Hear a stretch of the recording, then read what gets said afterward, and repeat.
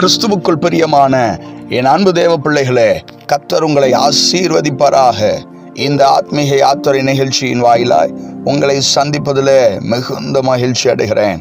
யோபு 29 அதிகாரம் 20 சொல்லப்பட்டதின்படி உங்களுடைய மகிமை செழித்தோங்க கர்த்தர் உங்களுக்கு அனுக்கிரகம் செய்வாராக. உங்கள் கையில் உள்ள உங்கள் வில் புது பலன் அடைய கர்த்தர் இந்த நாளிலே அனுக்கிரகம் செய்வாராக. ஆம், வில் எதை குறிக்கிறது? அன்றன்றுள்ள ஆகாரத்தை உட்கொள்ளும்படியாக ஆதி நாட்களிலே வில்லை பயன்படுத்துவதுண்டு. அது மாத்திரமல்ல, எதிரியை வீழ்த்த வில்லை பயன்படுத்துவதுண்டு.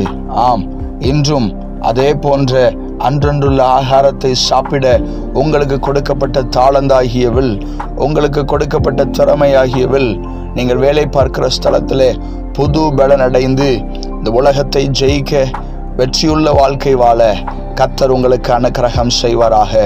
அது மாத்திரமல்ல, சத்ருவாகிய பிசாசானவனை, கர்ஜிக்கிற சிங்கம் போல வகை தேடுகிற பிசாசானவனை, அவனுடைய தந்திரங்களை மேற்கொள்ள இன்றைக்கு ஆவிக்குரிய எல்லைகளிலே, தேவனை பின்பற்றுகிற எல்லைகளிலே ஒரு பரிசுத்த புது பலன் உங்களுக்கு கர்த்தர் கட்டளையிட வல்லவராக இருக்கிறார்.